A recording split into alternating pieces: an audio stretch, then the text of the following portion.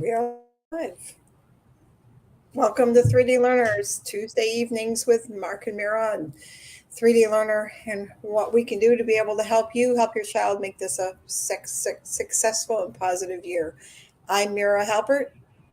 It's my I'm husband, Mark Albert. and we're here to talk tonight about success by third grade or sooner by developing a positive environment for your child.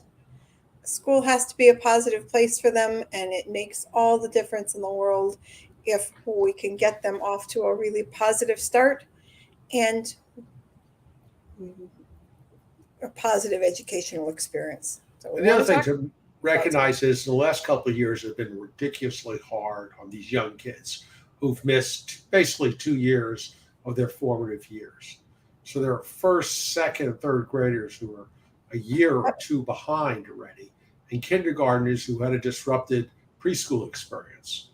So they are really facing an uphill battle with a school system that's relatively ill equipped to deal with it. Now, our expertise is with what we call a right brain visual kinesthetic learner, who often has executive function issues and visual processing issues. That is, we're talking about kids who learn best when they see and experience information. It's estimated to be 60% of the population, but probably 80 to 90% of the kids who struggle. Along with that, they have what's called executive function issues, whether this is attention, working memory, processing speed. They have one or more of these challenges, often two or three of them.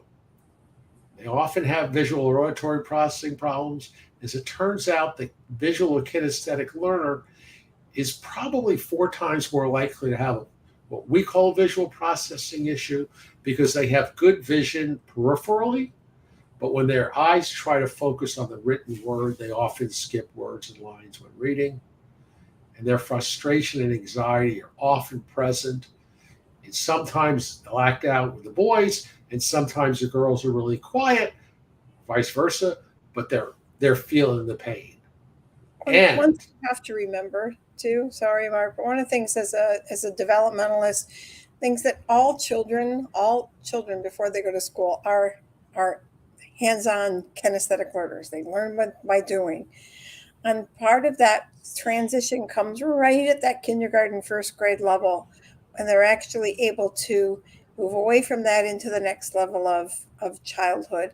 And sometimes that doesn't happen. And sometimes for those of us adults, it doesn't happen at all. That is truly our preferred mode. We're not talking about a learning style. We're talking about the way people learn better. And everyone can learn hands-on when you add language and visual pieces with it, it obviously makes a huge difference. But when you have that, when you have this learning style that's like this, and we need to be able to get our kids off to a really fast start and solid start for school to have them experience success, this is the kind of child that we're talking about, and we need to be able to make sure that we hit them on all cylinders. and the graph on the right is one of those just eye-opening ones. Like, people don't realize that if a child has a word identification problem in first grade, they have almost a 90% chance of becoming poor readers in fourth grade. And for a third grader with a reading problem, they have a 74% chance of having that same problem in 12th grade. And that's before considering the effects of the pandemic. Right. So this generation is likely to be at greater risk than that. Right. So what they're talking about this is having a freely sort of, especially when you've heard the term sort of phonemic awareness about sounds, especially just plain sounds of, for this age, sounds of letters. What are their letters? What sounds do they make? And how do they go in a particular order? Finding patterns.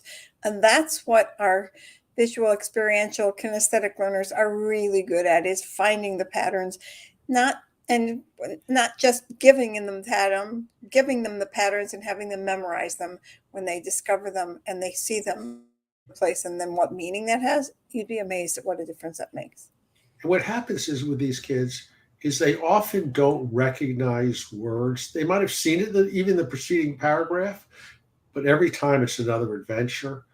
And they also don't recognize the meaning of words like on, the, what, but, except, that don't generate a natural picture in their brain. So just we were big believers that phonics and phonemic awareness are important, but you've got to build a solid foundation under which they can recognize words, they understand what those small words mean, they have working memory, because if they don't remember things, teaching rules doesn't work real well. And then if they see words out of order or backwards, life's like scrambled eggs. So it's really important to address the kinesthetic learner, to give them those foundational skills to recognize letters, recognize words, what they look like and what they mean, address those working memory and attention issues, and to address the visual processing issues. But here's the problem. Schools don't do any of that, which we just alluded to, except for the phonics phonemic awareness. So it's really up to informed, empowered, and proactive parents to make the difference. And even that, they're not doing it in a way that's engaging to these kids. So, what do we all want for our kids? What do you want for your child? What is your ultimate goal of what success looks like for your child? Mark presented this to me when we were talking about how we were going to do this. And it was like, I think more than anything, as a parent, we want our kids to feel comfortable in school. And it's not even that word comfortable is, sort of gives us all kinds of different kinds of meaning, right? Or different kinds of feeling in pictures. But we want them to be able to feel like it's a safe place, but I mean a safe place to not only learn, but also even to make mistakes and be corrected and be positive, make positive friends, have a positive attitude about their teacher, about school, and about learning. We've played this. We want to ignite that love for learning, and we need that comes from their being able to understand and engage in the entire learning process. Yes, reading fluency, vocabulary, reading comprehension.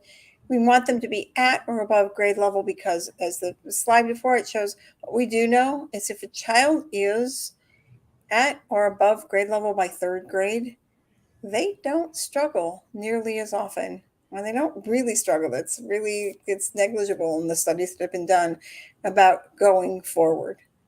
So it is key to be able to try and get this right from the start. Yes, we need to be able to master math, facts, and word problems. And that certainly comes from having them look for what numbers mean and their numbers pattern. Some kids have a really easy time with learning. By and large, our visual kinesthetic learners love numbers and love math. They don't love the word problems so much, and those are coming younger and younger. And to the extent that we're seeing that much more homework coming home from first through third grade, we want to be able to make homework a positive time. Is that even remotely possible for you at your home? So that, one, we can have time for your kids to be kids. Play. We didn't put play in here, but play is sort of, not what kids think about so much in school. But that's really what we need to be able to do for language. So the question becomes, well, gee, is my child a visual kinesthetic learner? And doesn't that sort of put them at a disadvantage? Well, I'm one. There, and look at who my company actually happens to be able to be. The challenge really becomes is that these visual kinesthetic learners are unbelievably creative, unbelievably positive. Sometimes they are labeled as dyslexic. Sometimes they're not. I don't happen to be dyslexic. Do I have all the other kinds of characteristics of a kinesthetic visual experiential learner? Absolutely. I am constantly downloading words to a movie in my head. Maybe that's the issue with your child as well. We have creative imaginations. We need hands-on manipulatives or pictures to be able to learn. Sometimes these kids are really great drawers. Drawing doesn't happen to be one of my strengths, but I will know what the picture in my head is and do my best to be able to put it on paper, so at least I know what it is that I'm trying to be able to say or get across. We're really good at remembering places they have been, even from years ago. Now, we have had conversations with thousands of parents over the last 25 years or so, and they're always stumped when they go, oh my goodness, my child remembers something from when he was just 2 years old. How is that even possible? They're really good. They thrive when they are actively learning. Not so much when they're not. When you're given a lot of words that sort of go over their head, they have this wow look on their face, or that you don't even know what you're talking about. Yeah, it goes right over them. Right, and by and large, and also for you as parents, we all know our kids are much smarter than their reading comprehension, or that sort of what they're dealing with, what they're doing with learning would actually indicate. There's a lot of times when parents call us, and that's kind of the catalyst for the process, because they'll often describe there are other things which we couldn't fit everything on a slide, but somebody was like, my kid's just phenomenal at pulling things apart. Sometimes they're better than others at putting them back They together, have a different sometimes way to put it not. back together, right? But they're they have incredible strengths and a sea of weaknesses. You could call them the conundrum kids. We call them visual kinesthetic learners because the labels that schools put on them, schools are forced to put a negative label on a kid in order to qualify the kid for services. We help parents do that. Okay, because if a kid needs special ed, or they need what's called 504 accommodations, where they need extra time or preferential seating or things like that, that's really helpful, but it does not address that fundamental problem of reading comprehension, understanding math, making themselves good writers, and having all the other skills needed to succeed in school. These are kids that can be also identified as gifted and highly gifted. And then, of course, that label comes along, and teachers, and some parents, but teachers are like, well, how come if they're so smart at this, they're not so good at that? And the truth is, they are consistently inconsistent, and that's really part of the charm, but part of the frustration, and mostly what we do at 3D Learner is find out where those inconsistencies are and build from their strengths to be able to get them using every part of their brain. And when a kid has 120 or 125 verbal IQ and a 90 or 80 working memory, which is below average, those are the kids with the incredible potential to succeed, or they're high risk that they will continue to flounder for years without the right help.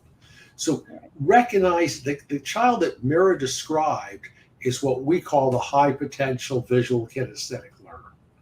That kid who's got those skills but has those challenges.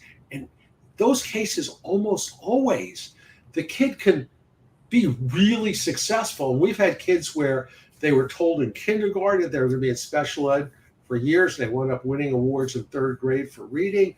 We've had kids in third grade who were told to leave a private school, but they wound up making 3 years gains in their reading comprehension. And it was all because their parents chose to seek action, and they partnered with somebody like us. We're right for that kinesthetic learner who's got executive function issues, who's got a lot of potential to be a lot more successful. So creating this positive environment, probably more than anything, creating the I can attitude. Let's remember, these kids are really good at looking sort of around their environment, and they make assumptions, right? That if they're doing it and I'm not, I must be stupid, or I must be doing something wrong. So as parents, we implore you, beg you, whatever we want to be able to call it, to identify, embrace, and enhance your child's abilities and their strengths. Understand where their challenges are, but let's make sure that we identify, and that we really truly embrace their quirkiness, the fact that they're really love for dinosaurs, or they're really love for one particular thing, but use that for identifying words and sounds and different and various letter print. Use that for songs, use that for making up words, and more than anything, enhance that and use those abilities to be able to get, as I said, to be able to get at the strengths. And sometimes I think, as parents, we probably have a difficult time trying to be able to identify what our child's, sort of abilities or strengths are. But once they can, and they actually really get this I can even when they're up against adversity with things that are a little more difficult, they need to be able to change their picture. Their amazing visualization skills about making sure that I can do And to this. give you a clear differentiation between 3D learner and what I'll call a more traditional left brain approach, some people, these two young men parents were told, do another dyslexia program. Now, if you look at dyslexia programs, their goal and what MRIs show is they take these kids that have strong right brains, that are kinesthetic visual learners, and they quiet that right side of the brain down and make their brain look just like their quote unquote, in this case, non-dyslexic peers. Okay. Their parents chose to invest in a 3D learner program. In this case, this won't always happen, but they wound up in universities called Harvard and MIT and graduated from there. Okay. Because their mom said, we changed their attitude, and that was 90% of the battle. Because when these kids realize they're bright right brain learners or kinesthetic learners, and they start to experience success, they can be phenomenally successful. They also learn when it is that they didn't understand something, and they learn the language of being able to ask for help and get the kind of help that they needed.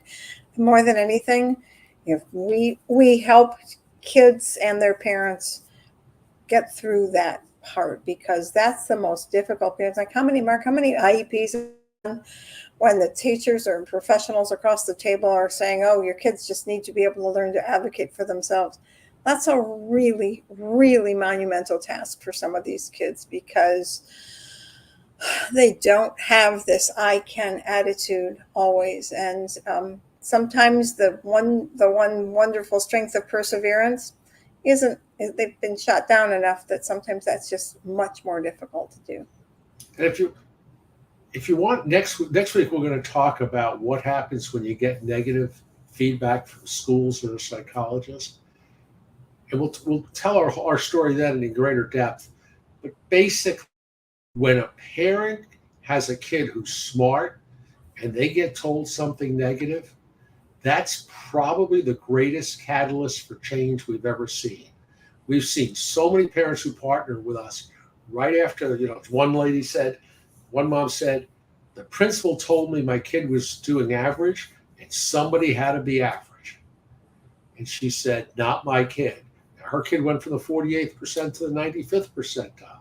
Well, how can we do that? A smart kid, she was a visual learner. She had working memory problems. She had attention problems. She had visual processing problems. And most important of all, she had a mom who believed her. Right. And she blossomed into a really outgoing person to boot. How do you know if your child's a kinesthetic learner? Well, again, we talked a number of things about finding your key strengths. Is your child creative? Do they have a vivid imagination? Do they need these manipulatives? If you don't, they are hands-on ways to be able to learn. Yes, we do have fingers to count, and sometimes we actually find that having older kids, we'll talk about later in the week, but use them. They need to be able to have pictures, things to be able to actually use, to be able to talk about what words mean. When you're using manipulative people, this is over and this is up. Understanding what words create a vivid visualization, visual movie for these kids. And one quick exercise. What? One quick thing. Tell your child what you want them to do and why. Okay? It's amazing. These kids think in pictures, so them don't run. They see them running. I had a baseball coach once. He said to my daughter, don't strike out. Like you did the last two times. That was great. I went, wow. Okay. So I went up to Frank and I said, Frank, just humor me. Just next time my daughter's up, call her down the third base line and tell her to hit the ball over the second baseman's head. And he said, Mark, she can't do that. I said, just humor me. So he did it. And sure enough, she hit the ball over the second baseman's head. And the next at bat, we told him to do the same thing, except over the shortstop's head. She did that. Now, I would work with her on how to do that, but the picture in her brain, the first time she struck out, the second time she got a single to right field, the next time she got a double to left field, because the coach told her what he wanted her to do. Same thing for a parent. Be positive and be constructive. Here we're talking about verbal words, but I'm going to tell you, especially for these young kids and actually all the way through adults, these kids respond better when their goals are visual, they're clear, and that they would show some sort of visual response, some sort of visual result of how they're doing. Maybe they didn't get exactly where they wanted to be, but they got approximately right. And to be able to show that is actually, it can make a difference of night and day. And when we hear from parents, oh, I told my kid over and over and over again, yeah, that's the problem. Remember, they're visual. They're not that auditory. I work with kids every single day when they are amazed at themselves, and I have to point out to them, because it comes so easily to them, about how they look for something and they picked it up. They got it. But at the same time, you're talking to them and they didn't hear anything about what it is that you were asking them to do. They respond far better. When we talk about this word being relevant, engaging, basically what we're talking about is what Mark's talking about in terms of make sure that that the work is something that they relate to, they can picture. They can even picture them, whether they can picture themselves or they can picture exactly what it is that's going on. They will want to do it, and they will want to do it and get it done, and they will want to do it well. It has to be modeled. All right. Okay, so we've talked a lot about our kids' abilities. Well, what about what those challenges are? So by and large, the challenge we're really talking about is in that executive function piece, right? Sort of that top down part, like the executives that are at the top of a company, they're at the top of their brain. And sometimes we have these kids have a difficult, now we just told you that they have a fabulous memory for something that they did. Not such a great memory for things that they heard or things that they read, especially if they're trying to read things that are beyond what they can actually certainly both decode, but also really comprehend if they cannot relate to it. They sometimes process information slowly, and I caution you about that process. Mark talked about the differential when we've done psychoeducational testing. It comes as it's really difficult to be able to assess how much someone's processing, right? If I say the word dog and you picture a dog, that's fine, but I'm processing thousands of them. Do I want a lab? Do I want this kind of, and it may take me longer to be able to respond. But yes, the process information appears to the outsider that it's slow. It took them longer to respond, and that can certainly be true. They can hyper focus when interested, but lose focus when they're bored or frustrated. Man, if I hear tell me they're bored, I'm going to scream. And remember that sometimes their way of being able to say that I don't really understand it, but it's a lot easier if I tell you that I'm bored than for me to tell you that I do not understand it. Because if I don't understand it, then I get this look, and then I get this long verbal explanation about, oh, honey, it's not that hard. You can try this. And you're like, well, it's hard to me. So let's be really careful about the words we use. But that same point is the challenges are that kids are not attending to what it is that they're being asked to do or things that they're actually trying to be able to read or learn. Yes, they can skip words and they can skip lines when they're reading. They can also skip works, but they often get frustrated or anxious. All of this is actually trauma that all of us have experienced this. So this isn't just now, oh gee, a few kids in class are now. All of us have had some point of trauma or not. And quite honestly, in that, here we're talking about these executive functions that are coming from the top down. This anxiety and frustration comes from the very bottom of your basement. It's what we call sort of bottom up. It is our absolute human responses, reflexes that we don't even actually consciously think about. It's breathing, it's heart rate, and it's our anxiety that actually starts. And that's where this, we have it at the bottom of our list for good reason. That's sort of where it starts. And if your child is already, if they are in kindergarten, first, second, or third grade, and they already are feeling anxious or frustrated, there is no time to waste. It is vital that we find out what it is that's causing that. And by and large, I will tell you that it is because they are not feeling successful. It's some portion of some part of their day. Okay. How can we help you? And more than ever, we want to be able to start this by having a conversation. We are here for you. We have been where you're sitting right now. With every one of our kids, we had at one time or another, we had to be able to sort of offload about what it is that we're experiencing. And what did we find is that there are a lot of other parents that are going through, and a lot of other kids that are going through. But being able to help you, help it together, have us explore what can be done and how you can be that catalyst to be able to make the difference, starts with a phone call.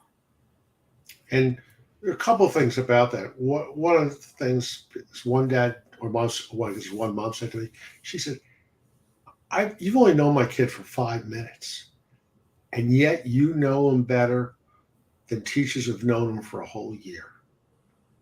And people at the school have known him for 3. It's because this is our expertise. These smart kids who learn differently, have executive function problems, may have visual processing issues. We look at motor planning issues, sensory issues. Yes, we're the only ones that really deal with all of that. And we partner with professionals that make it happen. And there's a link posted here. It's in our blog to our assessment, which goes through how does your child learn best, which executive function, visual processing, getting a kid's present level of performance, and then tailoring a program to meet a kid's needs. You can get hold of us at 561-361-7495. Or if you go to 3dlearner.com/book now, you can find a mutually agreeable time for a Zoom conversation or a phone conversation. We'll do it either way. And we've helped kids from 42 states, 14 foreign countries. We work both at our facility in Coral Springs.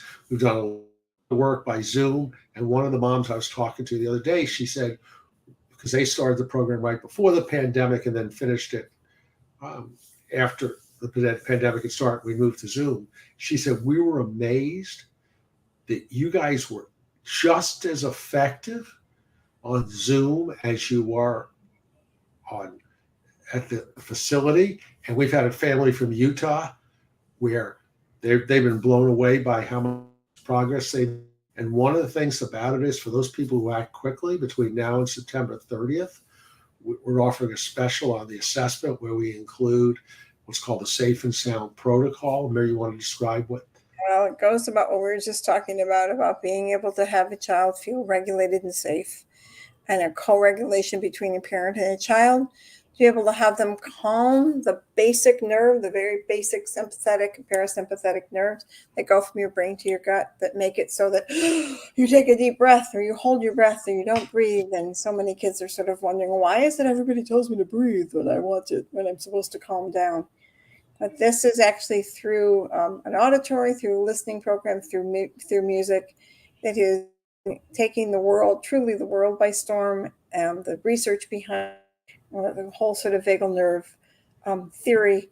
And we are excited to be part of the team that actually presents this. And we want to be able to have families be able to experience this firsthand, to be able to start the program off just like that. So if you do it before September 30th, it's a $300 value that's included in the investment for the assessment. Right. And for those who haven't been to our website, 3dlearner.com, okay, there's a strengths and challenges checklist to go through. And also on our YouTube channel, we have previous presentations like this that go through assessments, go through many other subjects. And then, again, you can call us or book a time and join us next week, especially if you're getting negative news from schools, because we think there are two things that happen when that happens. It's usually either a confrontation with the school, which doesn't often end well, or it's a catalyst for the parents to realize their kid's at risk. He or she has a lot of potential, but the school really doesn't know how to do it. And whether it's 3D Learner or somebody else, find the person on the outside that can help your child go from stress to outrageous success, because the schools are ill-equipped in many ways to deal with these kids who learn differently, have so much potential, but have so many challenges. Thank you for joining us. We look forward to hearing from you.